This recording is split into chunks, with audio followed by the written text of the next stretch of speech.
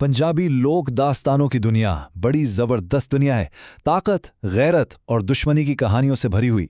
लेकिन कुछ किरदार ऐसे होते हैं जो इन सबसे ऊपर उठ जाते हैं, जो एक पूरे दौर की पहचान बन जाते हैं। तो आज हम एक ऐसे ही किरदार की गहराई में उतरेंगे। तो सवाल ये है कि पंजाबी लोक कहानियों का सबसे खौफनाक विलेन कौन है? जब भी ताकत, जुल्म और खौफ की बात होती है तो एक ही नाम सबसे पहले जहन में आता है। एक ऐसा नाम जिसकी दहशत से गांव के गांव कांप उठते थे। जी हाँ, नव्वेरी नट। और ये सिर्फ एक नाम नहीं, ये एक पूरी सोच का, एक पूरे कल्चर का नाम है।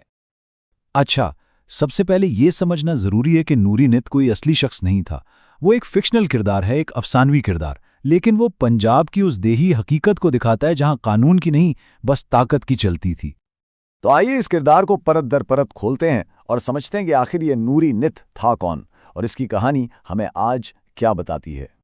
कहते हैं ना कि कोई भी शख्स अपने माहौल की पैदावार होता है, तो नूरी नत के मामले में ये माहौल जुल्म और ताकत की एक भट्टी जैसा था।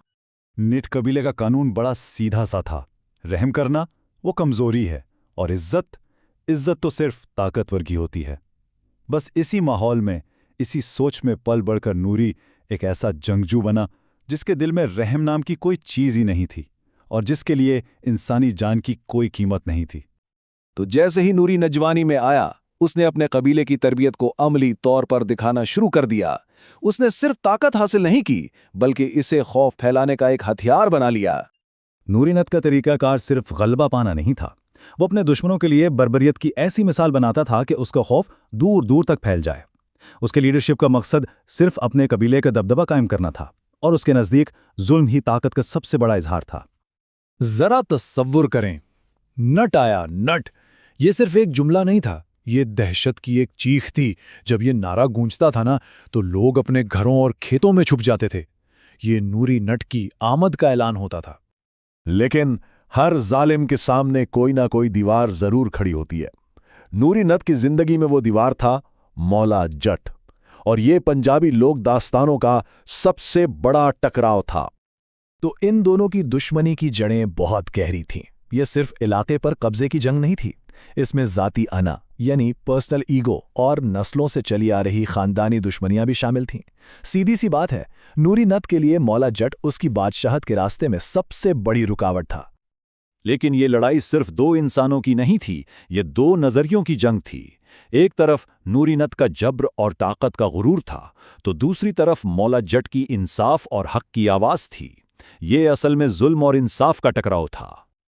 और जब जुल्म और इंसाफ आपस में टकराते हैं तो तारीख गवाह है कि जीत हमेशा सच्चाई की होती है। नूरी नीत की कहानी का अंजाम भी इसी उसूल को साबित करता है। कहानियों में, फिल्मों में नूरी नत का अंजाम मौला जट के हाथों शिकस्त पर ही होता है। इसकी बेपनाह ताकत और दहशत का सूरज आखिरकार डूब जाता है। लेकिन नूरी की शिकस्त सिर्फ एक विलन का खात्मा नहीं थी, ये इस बात की फतह थी कि जुल्म चाहे कितना ही ताकतवर क्यों ना हो, इंसाफ के सामने उसे एक दिन झुकना ही पड़ता है। या नूरी नस की कहानी तो खत्म हो जाती है, लेकिन इसका किरदार आज भी जिंदा है। वो सिर्फ एक कहानी का हिस्सा नहीं, बल्कि एक बहुत गहरी सकाफती अलामत बन चुका है। नूरी नत का किरदार पंजाब की इस देही सकाफत का एक आईना है। एक ऐसी दुनिया जहां दुश्मनियां नस्ल दर नस्ल चलती थीं, इंतकाम को फर्ज समझा जाता था और ताकतवर सरदार का लफ्ज ही कानून होता था। नूरी नत इन तमाम रिवायात का चलता फिरता सबूत था। और आखिर में ये सवाल सोचने पर मजबूर करता है कि क्या नूरी नित जैसे किरदार सिर्फ कहानियों में रह गए हैं, या फिर उनकी सोच और जुल्म करने का तरीका आज भी हमारे मुआशरे में किसी न किसी शक्ल में मौजूद है।